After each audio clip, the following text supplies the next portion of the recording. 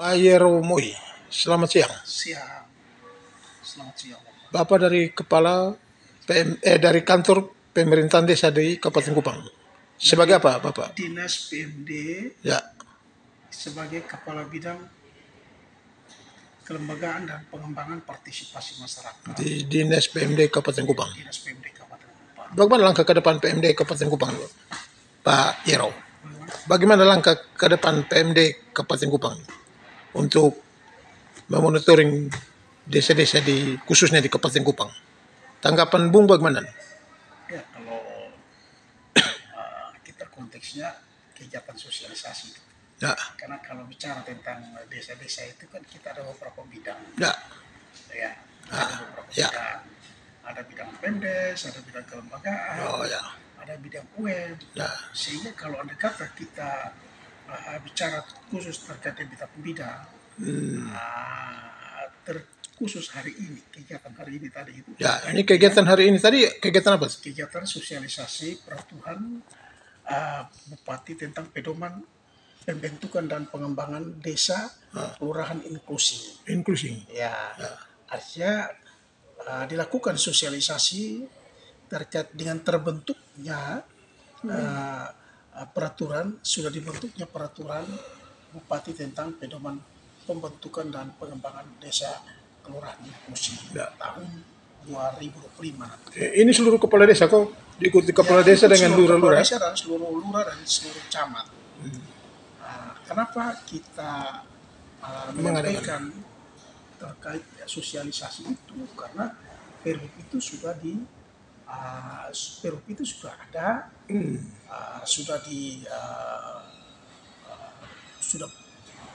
bisa disosialisasikan agar semua pemerintah desa, camat, lurah harus memahami tentang pentingnya inklusi itu. Sehingga kita lakukan sosialisasi itu. Lalu kemudian tentunya ketika mereka mengetahui tentang betapa pentingnya desa kelurahan inklusi, pasti ada yang punya tantangan-tantangan. Seperti apa aja tantangan? Ya, tantangan itu pasti terkait dengan pola pikir, perubahan pola pikir dan budaya masyarakat, terkait dengan para difabel, keterbatasan anggaran dan sumber daya, lalu kapasitas aparatur yang perlu ditingkatkan, serta data yang belum akurat tentang kendala atau tantangan. Yang pasti ketika Perhub ini kita buat, pasti dia mempunyai satu tujuan dari peraturan itu sendiri. Tujuan yang paling pertama itu menciptakan desa atau kelurahan yang ramah dan menerima semua warganya. Yang kedua, tujuan kedua adalah meningkatkan partisipasi aktif kelompok rentan dalam perencanaan, pelaksanaan, dan pengawasan pembangunan. Dan yang ketiga itu tujuannya untuk menjamin akses yang sama terhadap pelayanan publik dan sumber daya. Nah, dari tujuan peraturan Bupati tersebut, desa atau kelurahan itu harus menjadi satu desa kelurahan yang inklusif. Kenapa? Itu perintah aturan perundang-undangan. Sehingga pemerintah daerah menindaklanjuti peraturan perundang-undangan, sehingga buatlah peraturan bupati itu. Sehingga desa atau kelurahan yang inklusif adalah desa kelurahan yang harus mengakui, menghargai, dan mengakomodasi keberagaman penduduknya.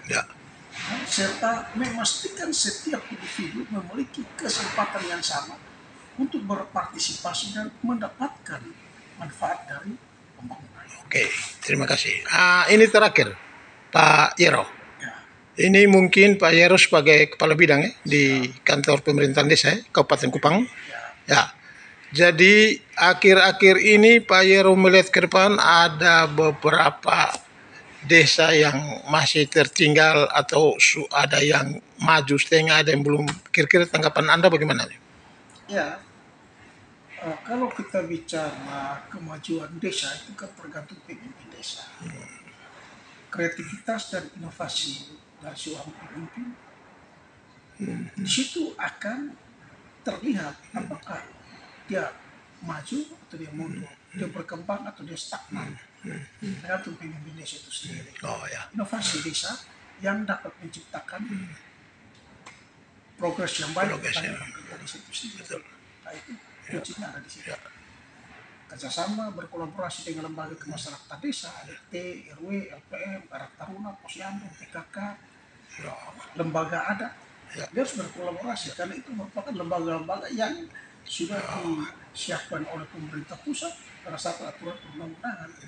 Kalau dia bekerja secara sendiri-sendiri, ya itulah ada ketimpangan kerjaan di sana. Oke, terima kasih Pak Yeromoy. Selamat bertugas. Salam sehat selalu. Siap, selalu. Terima kasih.